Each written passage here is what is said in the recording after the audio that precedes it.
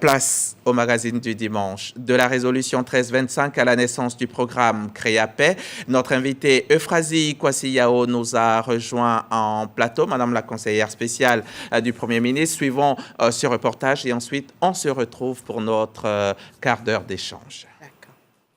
La chaire UNESCO Eau, Femmes et Pouvoir de décision célèbre les 25 années de la résolution 1325 du Conseil de sécurité des Nations Unies. Une mesure qui valorise les femmes comme actrices de paix et de prévention des conflits.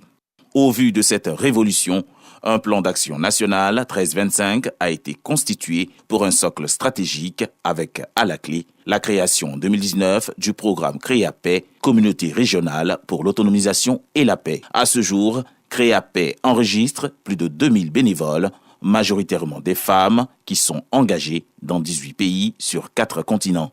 Avec un quota de 30% de femmes dans les nominations publiques et la mise en place des lois sur la famille, la résolution 1325 des Nations Unies semble avoir un impact positif sur la participation des femmes dans le développement du pays. Merci Jean-Marc Djadji. Alors, Madame Yao, en 2000, le monde adoptait la résolution 1325. Ça fait 15 ans aujourd'hui. La résolution est adressée à qui? Oui, 25 ans. 25 ans aujourd'hui, pardon, 2000, 2025. Et la résolution s'adressait à qui et elle dit quoi exactement? La résolution s'adressait aux chefs d'État et de gouvernement, au secrétaire général des Nations Unies et puis aux partis en conflit. Parce que la résolution, c'est sur les femmes, la paix et la sécurité. La résolution veut qu'on implique les femmes et les hommes dans la gestion, la prévention déjà, la gestion et le règlement des conflits. Donc, ça traite des questions de la protection des femmes contre les violences sexuelles, les viols, les abus pendant les périodes de crise, de la participation des femmes aux postes de prise de décision, surtout qu'on doit faire les accords de paix, parce qu'on sait que les femmes sont victimes et elles sont actrices déjà pour la paix, il faut qu'elles soient là. La résolution demande également qu'on prenne en compte les questions de genre, d'égalité des chances dans tout le processus de règlement des conflits et de consolidation de la paix. Et en 2006, vous avez commencé à poser les bases de son application en Côte d'Ivoire. Vous, qu'est-ce qui vous a motivé? Qu'est-ce qui vous a dit que l'application de cette résolution pourrait changer notre histoire? En 2006, j'étais déjà directrice de l'égalité et de la promotion du genre. On était en post-crise, on va dire. Je cherchais à faire quelque chose avec les femmes pour que la paix règne en Côte d'Ivoire. Et puis, j'ai été en contact avec la résolution grâce à ONU Femmes, qui était à l'époque UNIFEM. J'ai vu que les 20 articles de la résolution correspondaient à ce qu'on devait faire dans tous les pays du monde pour qu'on soit, même si on n'est pas en conflit, qu'on soit toujours en paix et quand on est en conflit, qu'on puisse régler vraiment les conflits. Donc ça m'a touchée et j'ai vu le programme des Nations Unies pour le développement qui a financé un projet d'application de cette résolution. Elle est tellement belle. Et puis en 2008, vous avez réussi, la Côte d'Ivoire devient le premier pays à adopter un plan d'action national de cette... On a fait le plan d'action, on a d'abord sensibilisé, faire des plaidoyers, de lobbying, pour que les autorités aussi comprennent cette résolution, pour que les populations l'adoptent. Pendant 2 ans, on a fait cela et on a demandé aux populations, qu'est-ce que vous voulez qu'on retienne pour la Côte d'Ivoire? Et ce sont les populations qui ont cité les actes, la lutte contre les violences sexuelles, y compris les mutilations génitales féminines, qui étaient en train de reprendre. Quand il y a la guerre, tout le monde fait ce qu'il a envie de faire. Ce sont les populations qui nous ont dit, non, il faut que les gens soient pris en compte dans tous les secteurs. Et là, comment vous arrivez à convaincre l'État, à convaincre les autorités étatiques, gouvernementales, sur le fait que les femmes doivent être mises au cœur de cette recherche de paix? Moi, je pense que c'est notre plaidoyer qui marche et surtout nos formations. On essaie de donner des méthodes pour les convaincre. Je prends un exemple. Quand on prend les chefs de village à Yamoussoukro, on commence par les former en genre et développement, qui comprennent l'environnement dans lequel ils vivent.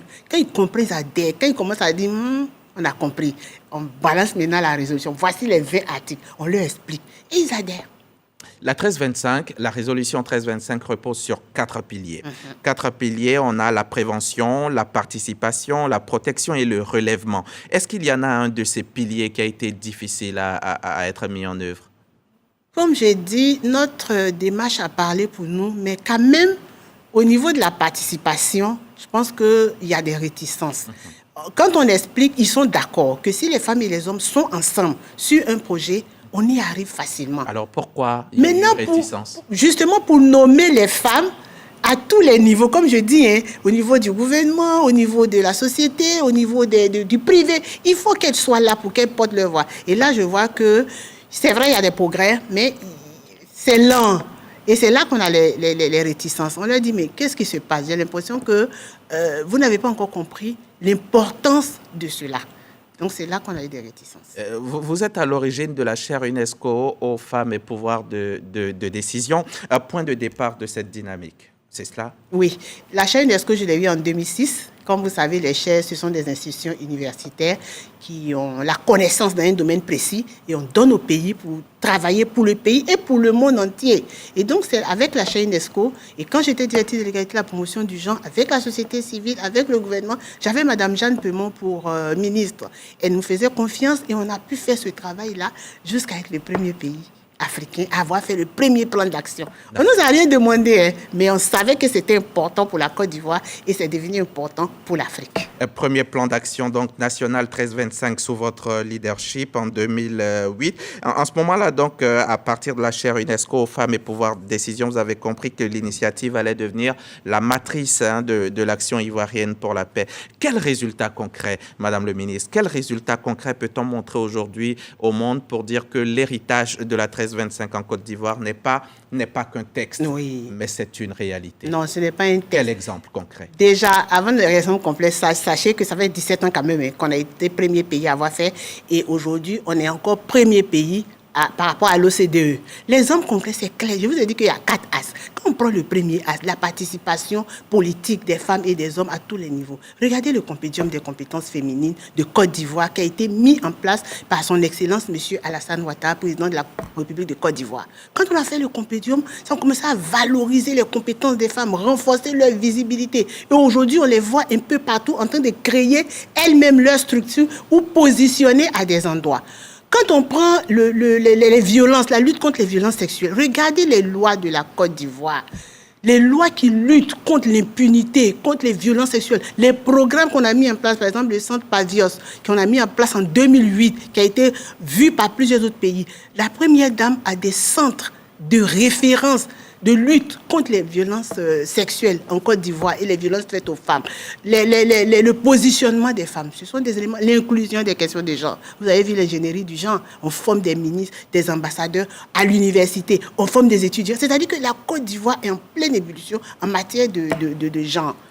Vous avez bâti, vous venez de le dire, le COCOFSI, le Compendium des compétences féminines, c'était en 2011, le PAVIOS en 2008, le FIG en 2018, CREAPAIX en 2019. Vous avez donc bâti, Madame le ministre, une véritable architecture de la paix. Mais à quel moment vous comprenez qu'il fallait aller plus loin et créer une communauté de paix? Quand on a travaillé avec les femmes pendant tout ce temps, quand on a formé les hommes et les femmes à l'approche genre et développement, on s'est rendu compte que le centre des questions de paix, c'était la communauté elle-même. Parce qu'au sein de la communauté, il y a aussi des ministres, des présidents, des ambassadeurs, des chauffeurs, des gardiens, ils sont tous là. Et donc, on a décidé de mettre en place ce qu'on appelle les communautés régionales pour l'autonomisation et la paix, pour donner le pouvoir aux communautés de nous dire ce que c'est que la paix, de nous donner des solutions. C'est ce que la résolution demande en fait. Donc, on a créé cela et aujourd'hui, ça marche à merveille parce que, pas plus tard que le samedi, on était à une rencontre. Et j'ai vu ces femmes-là qui sont en train de nous donner leur manière de gérer la paix. J'étais émerveillée. Quelles sont les innovations majeures de CREAPAIX? CREAPAIX, c'est d'abord la communauté qui est responsable de la paix. Deuxièmement, on les forme. C'est comme une école de la paix. C'est-à-dire, chaque jour, on a 12 formations qu'on a faites en moins de 6 mois. C'est-à-dire qu'on est ensemble. Et ensuite, on a des programmes qu'on leur montre, par exemple, Mon visage pour la paix. Quand tu donnes ton visage pour la paix, tu as donné ta vie pour la paix. On a les 365 jours pour la paix, ou dans le monde entier, parce que le CREAPAIX, c'est quand même 2000 personnes. Vous avez dit tout à l'heure, on a quand même plus de 23 pays même, et 4 continents. Donc, chaque jour dans le monde entier, sur les 365 jours, il y a quelqu'un qui parle de paix, de la paix pour le monde entier. Est-ce que vous pouvez nous citer un visage, un village ou même une histoire qui incarne la réussite de CREAPAIX? Moi, je prends d'abord mon exemple avec ONIFAM. Vous savez, en 2019, notre première campagne, c'était « La paix est non négociable ». parce que la paix est non négociable, positionner les femmes et les jeunes. Qu'est-ce qu'on a fait avec ONU Femmes? On a réuni toutes les femmes leaders, les grandes femmes qui comptent en Côte d'Ivoire. Je veux les citer de toute façon, Madame la ministre Kandia Camara, Odette Lorugnon, Léopoldine Kofi, ainsi de suite. On les a tous réunis, on a échangé. On a échangé sur la paix. Au moment où les hommes, les partis ne se parlaient pas. Et on n'a même pas appelé les journalistes. On s'est parlé. Quand on est sorti de là, plus de dérives langagières. Les femmes ont compris que la paix, c'était notre vie, c'était notre affaire.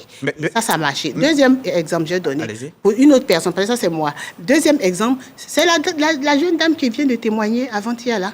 Elle a dit que c'était au niveau de sa famille. Il y avait des conflits et elle ne voulait pas se mêler parce qu'elle se disait qu'elle était en paix. Mais à Créapay, on leur apprend que si tu es spectateur passif face aux interactions des violents, c'est que toi-même, tu es en guerre, c'est que tu n'es pas en paix. Et elle a répété cela, elle est allée au sein de sa communauté, elle a pris nos outils et elle a commencé la conscientisation, la formation, l'action. Elle a réussi. Comment un modèle né à Abidjan devient un modèle, une réussite sud-sud? Parce qu'il faut le dire, hein, vous êtes dans plus de même sud-nord, pays. Même sud-nord. Oui, puisqu'on a 2 pays en Amérique, on a 4 pays en Europe et on a 15 pays en Afrique. Comment un modèle né à Abidjan devient une réussite mondiale? Comment? C'est notre méthode. Moi, je pense que c'est notre stratégie innovante. Vous voyez, non?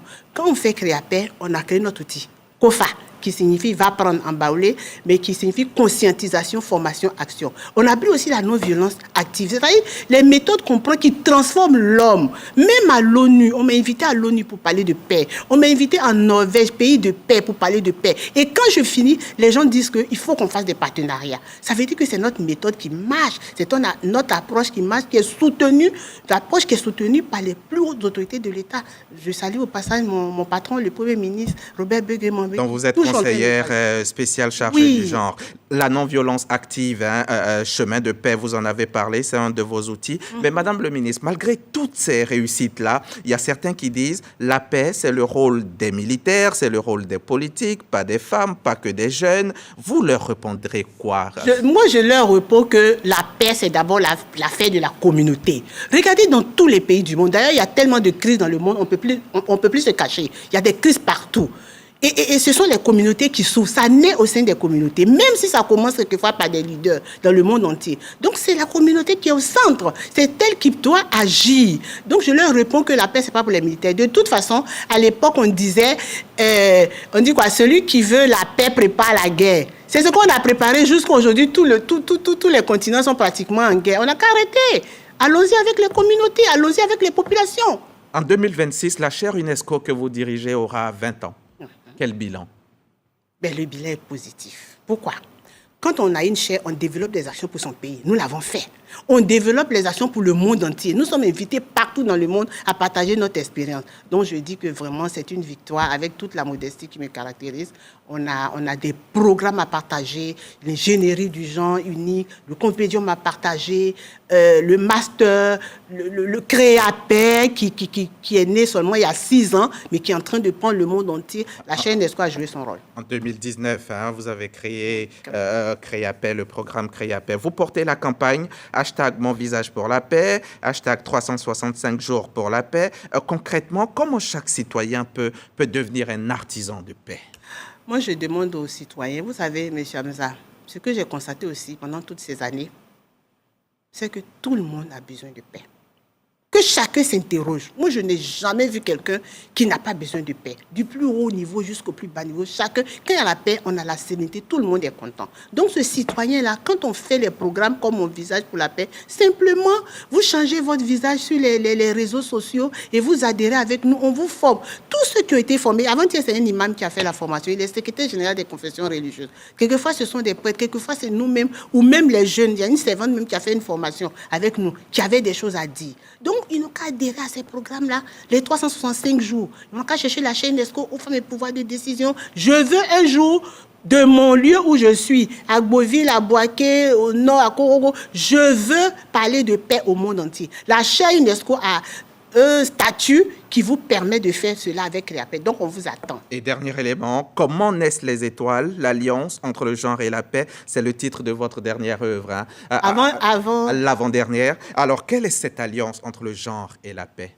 Pour terminer. Bon, d'accord. Le genre, c'est une approche qui vise à relever les injustices, non, les discriminations qui sont encouragées, voire tolérées au sein d'une société. Vous voyez, quand on réduit les discriminations, quand on parle comment on appelle ça, on réduit les discriminations, on parle de démocratie, on parle de dialogue, on parle de ensemble, de vivre ensemble, on commence à aller vers la paix.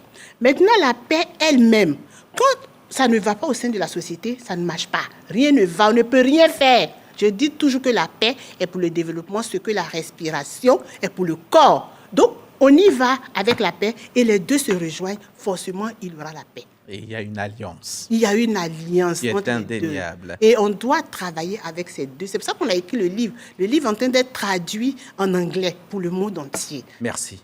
Madame le ministre, merci beaucoup. Conseillère spéciale du Premier ministre chargé du genre, Euphrasie Kwasi Yao, merci d'avoir partagé cette expérience et cette vision en ce mois de la paix. Le 15 novembre prochain, ce sera la Journée nationale de la paix. Votre message résonne comme un appel à chacun de nous de devenir un visage pour la paix. Merci encore d'avoir été notre invité. Bonne suite des programmes à vous sur la chaîne qui rassemble et sur RTI Info et RTI Play. À la semaine prochaine.